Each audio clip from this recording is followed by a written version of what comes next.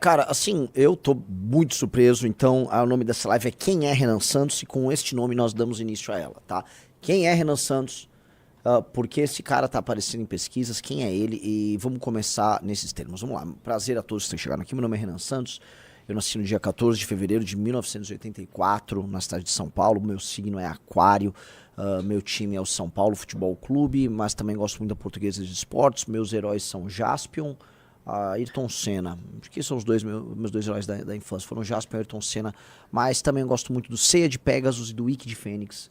Foram dois heróis importantes também na minha formação. Morei na Zona Leste de São Paulo, depois Zona Sul de São Paulo. Entrei na Faculdade de Direito da USP. Não completei o curso, fiz faculdade política acadêmica, larguei, fui trabalhar com recuperação de empresas, venci, perdi. Depois voltei a me envolver em política a partir do ano de 2013, nas famosas jornadas de 2013. Lá entendi que aquela defesa genérica de somos todos contra a política de nada servia. Lá aprendi que deveria criar um grupo que defende um nicho de ideias específico. Com base nisso, fundei em 2014 com meus amigos Kim Kataguiri, Pedro Deirô, Alexandre Santos, Gabriel, Rafael Riso, precisamos dizer aí. Estava lá. Fred Hall, acho que foram esses, né? O grupo Movimento Brasil Livre, e grupo que entrou para a história como um dos movimentos mais importantes da história do Brasil, mais importante em termos políticos, em termos de resultados políticos do que o MST, por exemplo, mais importante em termos de movimento de juventude do que a UNE. Vocês precisam entender quem é o Movimento Brasil Livre e colocar a sua perspectiva, tá? Com uma relevância histórica colossal e que vai cumprir o seu destino, porque agora, depois de 10 anos, depois de muitas aventuras e desventuras, esse grupo está formando um partido político chamado Missão, e este partido vai participar das próximas eleições. Renan Santos não é nem de longe o mais conhecido desse grupo de pessoas. Kim Kataguiri é muito mais famoso, Guto Zacarias é muito mais famoso, Amanda Vetorazza é muito mais famosa, Arthur Duval é mais famoso, outros, Cristiano Beraldo é mais, e vários líderes regionais também são mais conhecidos do que Renan Santos. Renan Santos, entretanto, é uma figura que faz lives e que trabalha bastidores, é conhecido na imprensa, então talvez tenha um nicho, né, específico de brasileiros que acompanhem bastante e que tem uma certa, vamos dizer, convergência muito forte de ideias com esse cara, a ponto de, quando colocado numa pesquisa eleitoral, ele aparece em todos os cenários com mais de 1%, né? Teve cenário com 3%, mas nos cenários mais consistentes apareceu com 2%, o que naturalmente me deixou muito chocado. Até começando a live, foi muito louco, porque eu estava no grupo de WhatsApp do MBL, da Nacional do MBL, tinha chegado em casa, estava sentado, ia colocar algum vídeo de Fórmula 1 para ver, simplesmente para relaxar. E aí quando eu chego, né, dou aquela bisoiada no celular, eu olho, né, o que me mandou um print de uma imagem, de uma televisão mostrando a pesquisa. Fui num grupo de porta-vozes, vejo o bombeiro Rafa colocando a mesma imagem, e eu tava lá, eu achei que era zoeira do Kim, mas o Kim não tava zoando. Fui olhar, não, realmente saiu. Aí quando eu fui ver, me mandaram matéria da TV, e é real, eu tava figurando para presidente da República com 2%, no cenário hoje mais provável. Entendendo, aliás, que esse número será, né, se a gente criar realmente o cenário provável que vai ser Lula, Tarcísio, Renan Santos, talvez alguém da esquerda, esse número deve aumentar 1% aqui, 2%, 3% ali. Isso no cenário de hoje, tá? A gente vai entrar alguns dados da pesquisa, mas para quem não entende de pesquisas, é bastante impressionante.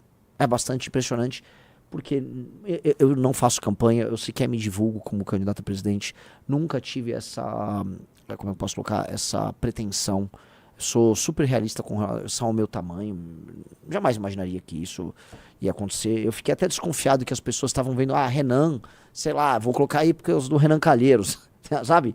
Só que eu fui olhar, o demográfico não bate com o eleitor do Renan Calheiros, né? É muito mais no sul-sudeste, é muito mais presente com homens jovens com escolaridade alta. Literalmente um tipo de gente que tem asco do Renan Calheiros. Então, não é sequer um tipo de público que confundiria o nome na hora de colocar. É um tipo de pessoal que tem escolaridade, que sabe exatamente o que está fazendo e que colocou meu nome lá. E eu fico, ok, né? Fico muito grato.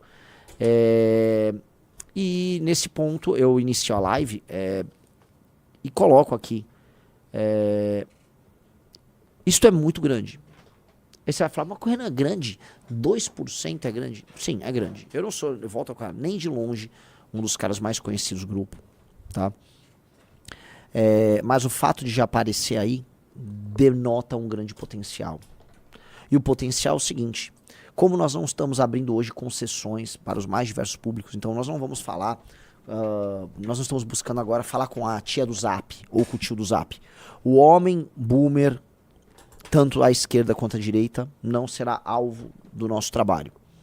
Se ele gostar do nosso discurso, beleza. Mas nosso discurso não foi voltado para ele, porque o objetivo do nosso discurso é justamente negar os erros cometidos pelas gerações mais antigas. Você fala, o que você quer dizer com isso? Muito simples. O erro cheio de culpa, que foi a tal da Constituição de 88, que foi construído pela geração boomer, para esses homens e mulheres, hoje com mais de 60 anos, esse erro vai precisar ser corrigido a duras penas. E quais são essas duras penas? São muitas. Nós vamos precisar definitivamente alterar a legislação que mexe com o direito penal e processo penal. A culpa dos porões do DOPS vai ter que ser jogada de lado para a gente entender que o crime organizado mata muito mais gente, mas muito mais gente do que os mortos da ditadura militar. Não há comparação. Muito mais gente inocente morreu do que vítimas da ditadura. E aqui eu coloco as vítimas inocentes e as vítimas merecidas da ditadura militar. Tinha muito terrorista que mereceu o prego que tomaram, mereceu o chumbo, tá? Muita gente que morreu nas mãos dos militares e merecia ter morrido nas mãos dos militares. Os assassinos do Mendes Júnior, um herói da Polícia Militar de São Paulo, que foi vítima dos terroristas, tinham que morrer e muito bem morrido numa bela de uma cova, tá? Então, teve gente que não era inocente que morreu, assim como teve gente que foi alvo de violação, de tortura e dos crimes mais horríveis cometidos ali na ditadura militar. Mas nada disso, nem em termos quantitativos ou qualitativos, se equipara ao caos que virou a segurança pública do Brasil desde a promulgação da Constituição de 88 e desde os entendimentos infelizes que os tribunais brasileiros têm e que a política brasileira tem sobre enfrentamento ao crime. A gente se tornou leniente, a gente permitiu que milhões de brasileiros vivam sob a égide do crime organizado mesmo.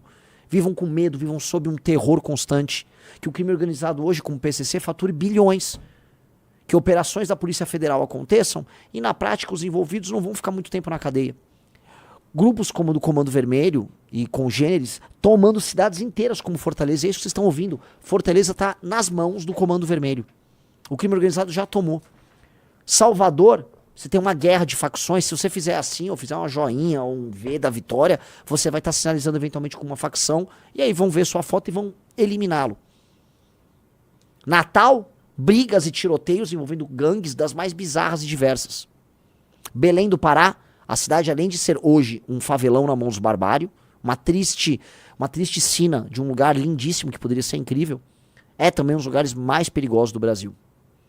Todas as capitais do Nordeste, São Paulo inteiro, São Paulo como exportador do PCC. Para onde nós olhamos, nós vemos o crime. E essa é uma das coisas que, infelizmente, foram legadas pelas gerações mais velhas. A ideia do, olha só, temos que tomar cuidado, porque o importante é reabilitar. O importante não é reabilitar.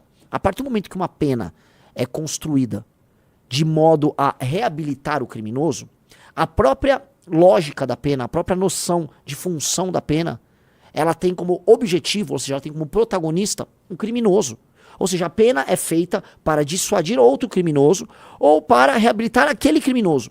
A pena ignora o papel da vítima. A vítima é apenas, vamos dizer, um elemento instrumental, como diz o importante jurista Silvio, um jovem brilhante, tá? A vítima é um instrumento, ela é instrumentalizada, é colocada ali, vamos dizer, aos olhos do direito, apenas como um instrumento para que você promova justiça social ou reabilitação. Mentira! A vítima é a protagonista. Nós temos que voltar a colocar a vítima dos crimes violentos como protagonista. Ou voltar não, pela primeira vez na história do Brasil, colocar ela como protagonista. Nós também temos que mudar o direito brasileiro para torná-lo apto, junto com as forças de segurança do Brasil, a destruir o crime organizado e não permitir que nunca mais ele retorne às posições que ele está hoje. Outra coisa que aconteceu, a ditadura militar, né, por ter sido também ela própria uma ditadura, ela deu aso, tá, a uma sanha tão democratizante que permitiu que ONGs de todos os tipos, associações de todos os tipos, aparatos paraestatais, um exemplo, a OAB, se tornassem tão poderosas que eles se incrustassem na máquina do Estado e participassem desse jogo todo, tornando o Estado completamente paralisado. Um exemplo, para eu ser bem claro com vocês, a lógica que permite, vamos dizer, que sindicatos, partidos e associações de âmbito nacional entrem com ações, ADPFs e todo tipo, no STF. E aí, qualquer um dessas associações fica participando e judicializando, por exemplo, projetos de leis oriundos do legislativo, que deveriam ser soberanos. A lógica dos privilégios, do funcionalismo com toda a sua estabilidade, a lógica dos direitos para o funcionalismo público sem parar, direitos sem deveres, direitos sem deveres. A lógica é que o grande problema do Brasil é a desigualdade, portanto, vamos ficar sugando de quem produz e vamos dar para quem não produz o tempo todo. E é uma lógica que eu vou colocar perversa que funciona de todos os meios. Você tira de um cidadão produtivo, não necessariamente para dar para um cidadão improdutivo, mas você pode dar para uma empresa improdutiva através das renúncias fiscais que nós temos. A maior das renúncias fiscais faz parte da ideia da desigualdade regional. Não, precisamos lá povoar o Amazonas, então vamos gastar 50 bi por ano com a Zona Franca de Manaus. Nada contra vocês, população de Manaus. Mas definitivamente não dá para custar 50 bi por ano manter a Zona Franca aí. Não dá, não faz sentido. Essas empresas deveriam estar em outros lugares e a gente tinha que fazer uma transição para que vocês possam ter uma economia pujante, orgânica e verdadeira, não essa ficção. As regiões nordeste do Brasil, por conta de sofrerem muito, historicamente estão sempre sofrendo muito, né? Elas são, vamos dizer, destinatárias de recursos dos mais diversos de todos os programas sociais, até porque são hiperrepresentados tanto na Câmara, pela divisão federativa, quanto por um Senado que segue uma lógica antiga, né, ou uma lógica clássica, federativa, que faz com que todos tenham 3 senadores. Assim, coronéis que mantêm as pessoas na pobreza lutam por obter recursos que eles mesmos desviam na sua base eleitoral, mantendo essas pessoas na pobreza sem alterar a dinâmica econômica e social desses lugares, mas usando aquelas pessoas como base eleitoral para permanecer lá, usufruindo do dinheiro da União, que é obtido através de outras regiões que trabalham mais. E mais, usufruindo também do dinheiro dos nordestinos que trabalham e muito, diante de um sol escaldante e que poderiam estar fazendo muito mais e se beneficiando de uma vida muito melhor, mas que não conseguem isso porque são tocados, geridos, administrados por uma elite absolutamente canalha. Outra lógica geracional que a gente tem aqui é a lógica do coitadismo. Uma lógica do coitadismo que fez nós brasileiros não nos imaginarmos como homens e mulheres virtuosos que vão encarar o futuro de peito aberto, e sim gente que está permanentemente precisando de ajuda. Ai, eu preciso de ajuda. Ai, eu fui sabotado. Ai, o destino é muito mal comigo. Ai, eu sou um brasileirinho contra esse mundão todo. E não é. Nós tomamos um pito indireto do Xi Jinping, que foi muito claro em dizer que a América Latina, o Brasil, o maior de todos os países da América Latina, adotou um caminho derrotado de assistencialismo e não de produção. A China e a Ásia adotaram o caminho da produção. Nós adotamos o caminho da assistência. Eles estão ricos, nós estamos subdesenvolvidos. Eu volto a colocar, a Ásia está rica, a Ásia já é desenvolvida e daqui até o fim desse século será o leste asiático a dar as cartas no mundo, junto com os Estados Unidos. Enquanto nós aqui vamos assistir de longe, recebendo auxílios e servindo talvez com muita sorte como um destino de férias. Essa mentalidade derrotada, tacanha, tosca, que enxerga tudo numa luta contra a esquerda, assim, quem é a esquerda? Nós, a turma do Lula, a turma do Disseu, a turma do Chico Buarque, a turma do Gil, a turma do Caetano, nós, essa turma que já tá morrendo e que já tinha que ter largado o osso há muito tempo, nós defendemos a democracia. E do outro lado, a turma dos generais, do capitão Bolsonaro, a turma do regime militar, da Transamazônica, a turma do Arena, a turma que entregou uma dívida externa gigantesca pro Brasil, a turma que entregou um Brasil todo atrapalhado, a turma que ajudou inclusive essa esquerda a crescer. Esses dois lados aí, que estão no imaginário dos homens mais velhos do Brasil, dos homens e mulheres mais velhos do Brasil, que fazem um petista votar no Lula contra o fascismo, e que fazem um bolsonarista votar no Bolsonaro contra o comunismo, essas pessoas simplesmente precisam largar o osso. E aí, quem é Renan Santos? Renan Santos é parte de um grupo de pessoas que está propondo mudar esta dinâmica por completo. Nós queremos um Brasil construído pelas novas gerações. Nós queremos que os homens jovens talentosos do Brasil, homens e mulheres aqui para ser, né, mas os homens, né? Nós queremos que a juventude do Brasil, e quando eu falo juventude, eu estou incluindo aí gente de 30, 40 anos, estou falando das pessoas que estão na sua flor da idade, na idade mais produtiva, cheia de ideia na cabeça, dialogando com tecnologia, com vontade de construir um lugar melhor para si e para as pessoas ao redor. Nós achamos que essas pessoas têm que ter essa oportunidade, que essas pessoas não podem apenas pagar a conta dos erros do passado dos seus pais e avós, mas sim que, dado que pagam a conta, que vão ter que se sentar à mesa e ter direito de escolher o próprio destino. Porque do jeito que tá, o único destino que essas pessoas escolhem é o do aeroporto para ir embora do Brasil, tentar a vida em outro lugar. E é muito mais fácil hoje e melhor pegar um avião e tentar a vida em qualquer lugar, no Canadá, nos Estados Unidos, na Europa, na Austrália. Tem gente que já foi para a Ásia, do que no Brasil. E mais, o Milei já estava falando em fechar a fronteira para nós brasileiros, porque os argentinos serão, talvez, aqueles a não negar a chegada de brasileiros, porque no caminho que a Argentina está tomando, quando comparado ao nosso, a Argentina está melhor do que a gente. Veja, quem é Renan Santos? É só um proponente disso. É só um cara muito louco que montou um grupo político muito diferente, um grupo insubmisso, um grupo que toda vez que foi instado a baixar a cabeça para os seus inimigos, ele não aceitou. Que pagou um preço muito alto por isso. Caiu na insignificância. Um grupo que em 2019 perdeu tudo que tinha. Perdeu seguidores, perdeu doadores. Fazia lives. Nesse instante nós estamos com 16 minutos de live e já tem 6.200 pessoas. Naquela época, meus amigos, nós tínhamos 300 pessoas.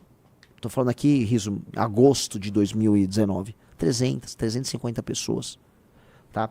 Nenhum doador. Faturamento mensal do Movimento Brasil Livre, R$26 mil. Uma lojinha de esquina faturava mais. Mas nós continuamos com o sonho maluco, não, vamos ficar de pé, vai dar certo. Eu nem sei por qual razão, naquele momento, o momento mais negro de todos, o momento mais difícil, nós estávamos de pé. Eu não consigo nem entender, porque era tão pouco dinheiro e nós caímos tanto na irrelevância e os ataques eram tão grandes que não dava para acreditar. Era uma época, só para contar para vocês, tá? Que quase ninguém na tal da direita independente estava conosco. Nós éramos ataques de muita gente que até se tornou amiga de novo da gente. Fica aquele vagabundo lá do Nando Moura, ele não gosta, ele tem uma memória seletiva. Aquela época, quando já estava muito claro os crimes do Bolsonaro, ele era bolsonarista, porque ele queria atacar a gente, porque ele tinha uma inveja do Arthur, talvez, tinha os problemas ali mal resolvidos dele, né? Um sujeito perturbado. Mas muitos outros, não era intuitivo estar na posição que nós estávamos. Mas nós e outras pessoas corajosas pavimentamos esse caminho. E eu falo cada vez mais que este caminho não é um caminho que vai ficar preso dentro desse discurso esquerda-direita. Eu faço uma pergunta para vocês. Importa se o Nayib Bukele é de esquerda ou direita? Importa. Porque essas definições tolas acabam colocando a gente sempre no colo de algum vagabundo burro e barato. Um vagabundo burro e barato, com o discurso mais tosco de todos. Aí o Bolsonaro, eu sou de direita! O que quer dizer ser direita? Hoje um brasileiro acha que ser de direita é ser Bolsonaro. Nós não somos Bolsonaro. Mas nós temos posições muito mais duras e resolutas do que o Bolsonaro. Para muita gente, no período de 2016 a 2020, ser de direita é ser contra a corrupção. Nós sempre fomos muito mais contra a corrupção do que o Bolsonaro. Por mais que ser de direita não signifique ser contra a corrupção e você tenha corruptos à esquerda e à direita. Tá? Ser de direita naquela época era defender reformas profundas do Estado brasileiro. O Bolsonaro nunca defendeu essas reformas. Reformas no sentido de liberalização da economia, reformas pró-mercado, aumento da liberdade, da capacidade de agência do homem e do empresário brasileiro, para dar um exemplo. Bolsonaro nunca foi a favor disso. Acabar com privilégios, Bolsonaro nunca foi a favor disso. E eu estou falando de uma agenda que era o que, como o brasileiro de direita se entendia naquele período. Tá?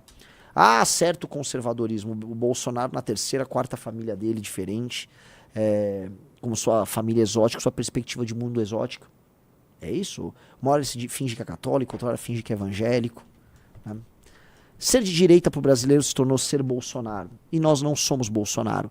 Isso o entendimento geral é que todo Bolsonaro é direita. Por mais que, do ponto de vista da precisão, nós sejamos um grupo que podemos ser classificados à direita. No entendimento geral, nós não precisamos ficar presos nisso. Nós vamos ter nossa própria doutrina. Nós vamos ter nosso próprio pensamento. Nós vamos ter nossas próprias ideias. E aí vocês chamem elas do que vocês quiserem. Tá? Nós somos o MBL, nós somos um partido missão e nós somos o grupo que vai mudar o Brasil. E esse é o nosso destino e cada vez mais eu tenho certeza disso. Quando eu vi o resultado ontem da pesquisa, eu me toquei. Somos nós. O futuro do Brasil somos nós. E as pessoas que acompanham a gente entenderam isso. Eu volto a colocar, não é sobre o Renan, não sobre eu. Eu sou muito menor do que os principais nomes nossos. Quando as pessoas entenderem que um dia vai ser a vez de Sandro Filho, um dia vai ser a vez de Matheus Batista, de tantos outros, e que os fundadores eles foram o alicerce disso tudo, a roda vai já ter girado. Mas Um grupo de pessoas ter colocado meu nome ali e ter falado, não, eu vou votar nesse cara, isso denota uma fidelidade ao plano que poucos grupos têm. O Zema, governador de Minas, né, num dos cenários ele tá com 4, eu tô com 2. Meu Deus do céu, o Zema é governador de Minas Gerais. E ele passou os últimos anos da vida dele seguindo um manualzinho de como se comportar na direita brasileira. Bolsonaro espirrou, ele vai lá, pega um lenço. Bolsonaro falou, tô com fome, ele tira a comida da boca e dá pro Bolsonaro. Submisso como um cão. Zema é o exemplo do direitista brasileiro que entendeu a regra do jogo. E mesmo assim ganhou e foi reeleito em Minas. E tá tecnicamente empatado conosco, que nem candidatos somos.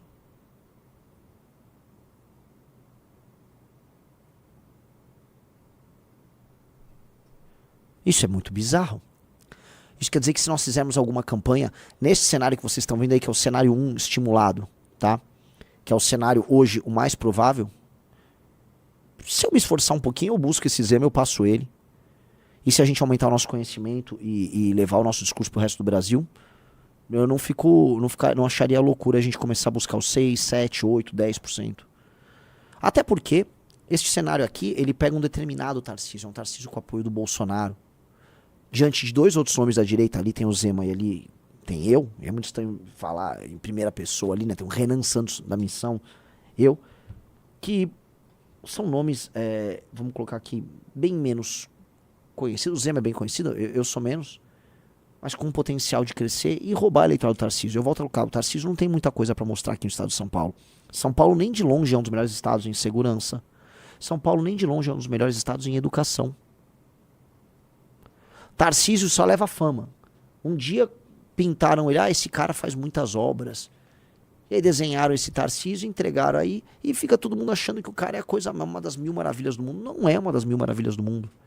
É sob o governo de Tarcísio que o PCC mostrou aí que é uma operação multibilionária. É debaixo do nariz do Tarcísio que o PCC opera no Porto de Santos ou na Faria Lima. É debaixo do nariz do Tarcísio que o PCC tomou as regiões do litoral brasileiro inteiras. E o Tarcísio só fica ali reativo, olhando. Aí diz que inaugura uma ponte, inaugura outra coisa, e intercala uma inauguração de uma obra iniciada no governo anterior e outra, com declarações de submissão ao Bolsonaro. Ele disse o seguinte, que caso vire presidente, a primeira coisa que ele fará será anistiar o Bolsonaro. Ora, esta é a resposta que um sabujo dá, que um puxa-saco dá.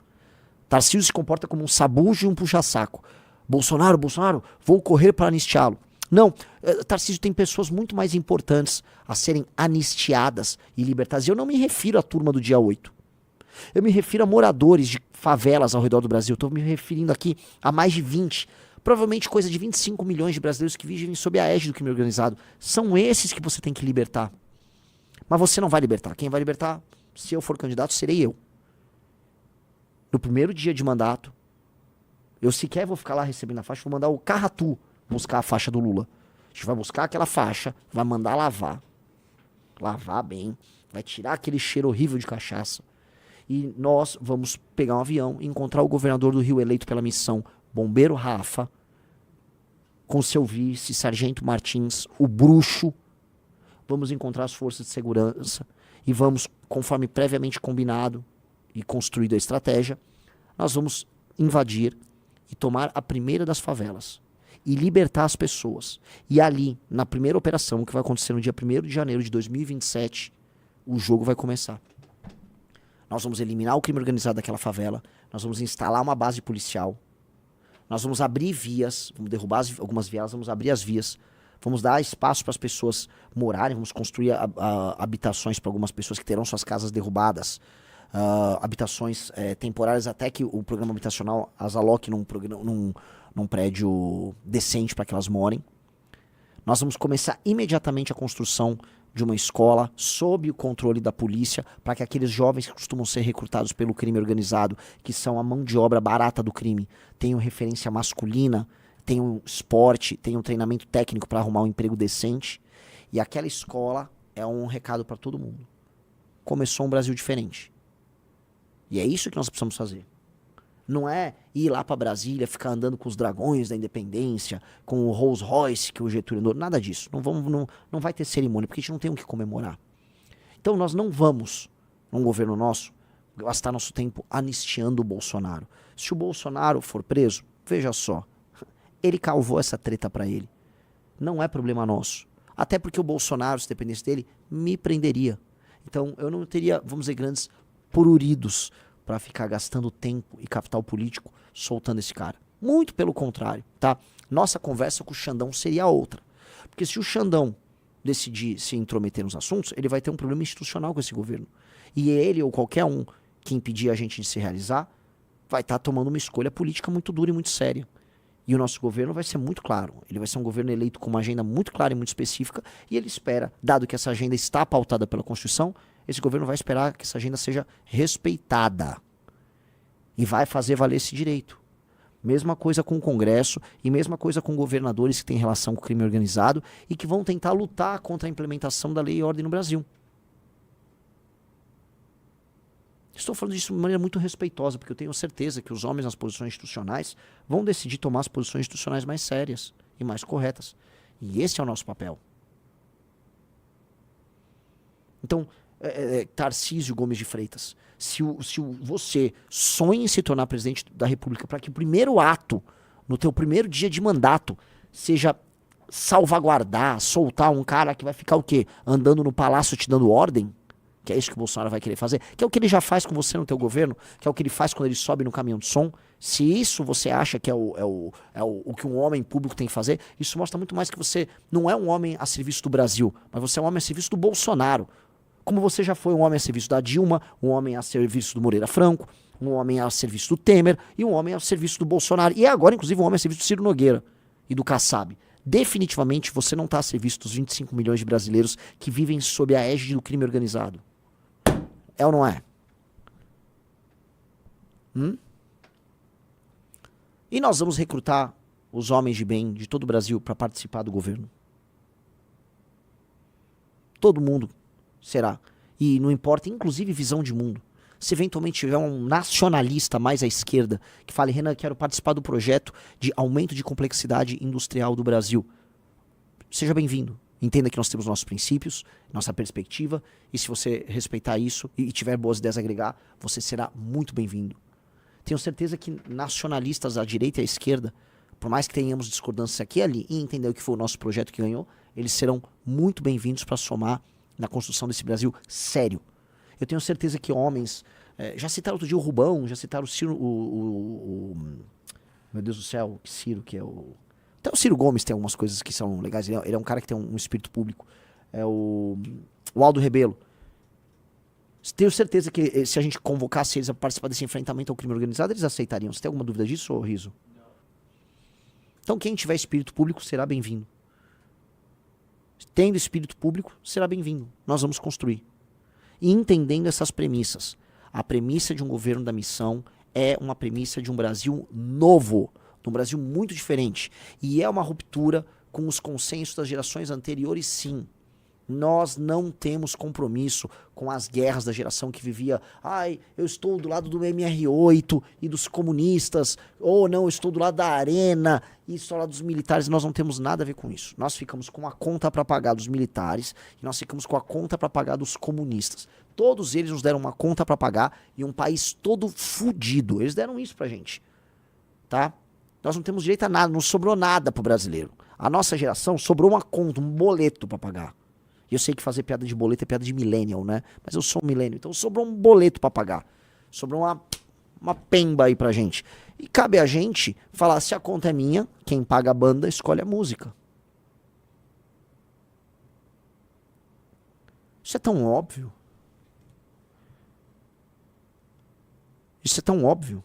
O que isso significa para o futuro do Partido Missão? Olha só, tô permitindo que vocês sonhem, né? Eu falei só como é que seria o primeiro dia de mandato nosso, né? Então, até vou pedir, recortem aí, mandem para o Sargento Martins e para o Bombeiro Rafa, porque, sim, meus amigos cariocas, o primeiro dia de mandato nosso será no Rio de Janeiro.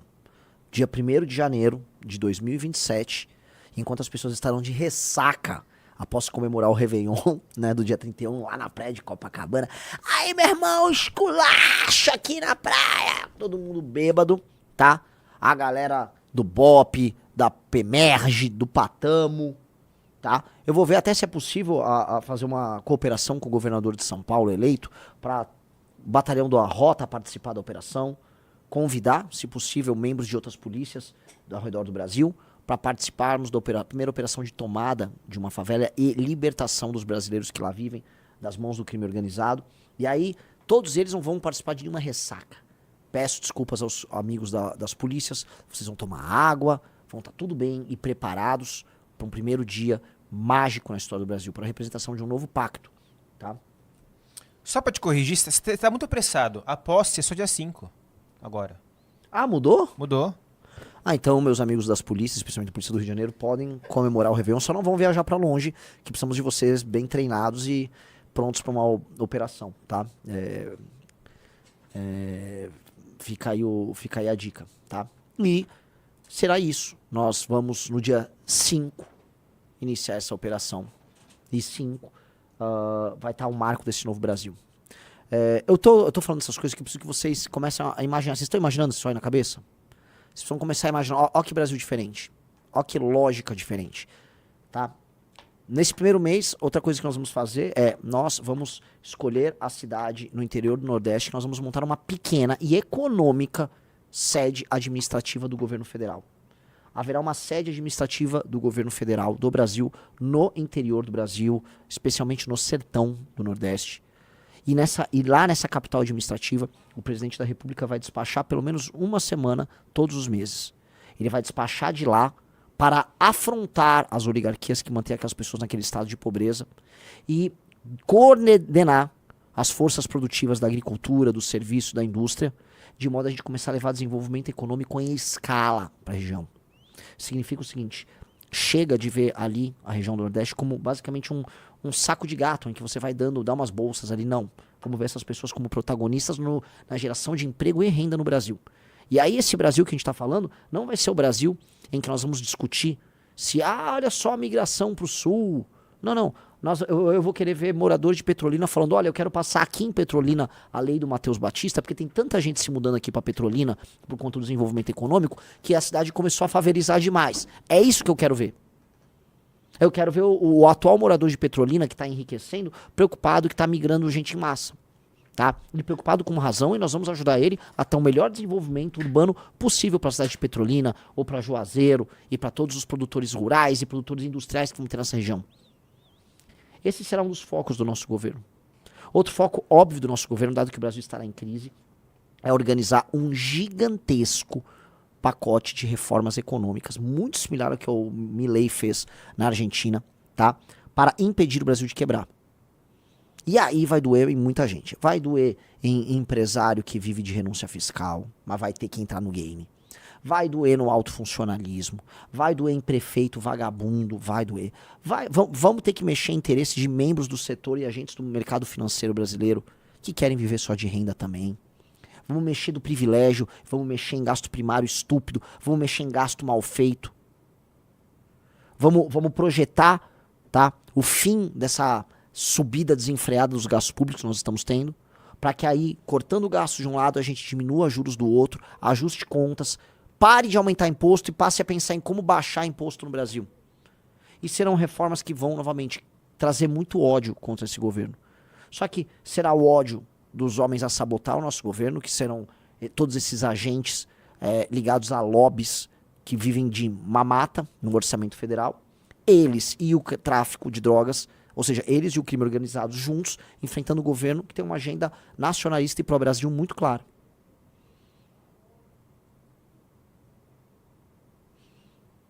É isso. Haverá uma reforma administrativa colossal nesse processo. Vamos fundir município, vamos fazer câmara. Alguém me perguntou, Renan, vocês querem acabar com o município, vocês vão passar um trator em cima de estados? Não. Nós vamos passar um trator em cima de câmaras municipais inúteis, secretarias inúteis, cargos inúteis que existem pelo interior afora. Vamos reduzir em muitos e muitos e muitos bilhões de reais o gasto que nós temos com uma máquina administrativa inútil. Assim como vamos reduzir em 70%, 80% que seja o valor gasto com emendas no Brasil.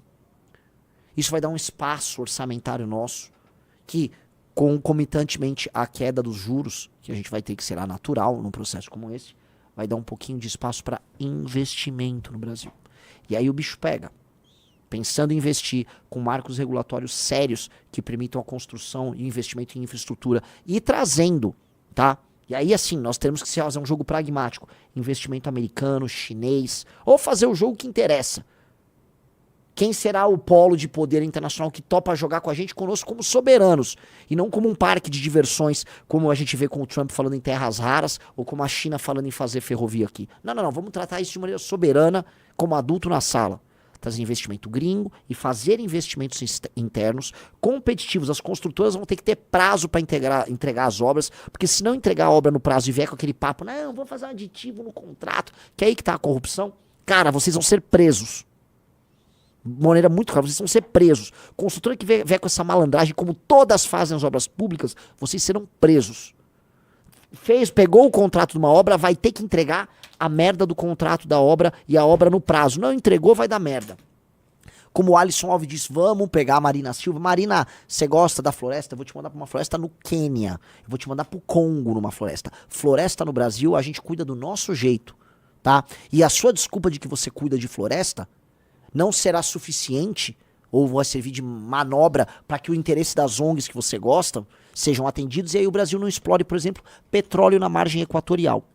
E o petróleo explorado na margem equatorial não vai gerar royalty para ser administrado pela turma do Alcolumbre no Amapá, porque simplesmente vai apenas gerar uma oligarquia multibilionária que vai ficar sugando esses royalties. Não, vai ser muito bem administrado e vai gerar um fundo soberano para investimentos sérios no Brasil, incluindo a região norte, que será contemplada por esse petróleo da margem equatorial. Certo? Eu tô falando deste tipo de Brasil que a gente precisa construir. Num Brasil muito claro e muito óbvio. E esse Brasil que investe em infraestrutura, que cria riqueza, que cria renda, que olha pro nordestino como alguém capaz de trabalhar e produzir, e não como um coitado, como um tosco, que prende e mata bandido sem a menor pena, que vai Tocantins, que vai no Acre e monta presídios de primeiro mundo. Não porque o cara vai ficar num hotel lindo, cheio de tecnologia, mas simplesmente porque ele vai dormir de maneira franciscana e rígida e vai passar o resto do dia trabalhando, e aí se não trabalhar,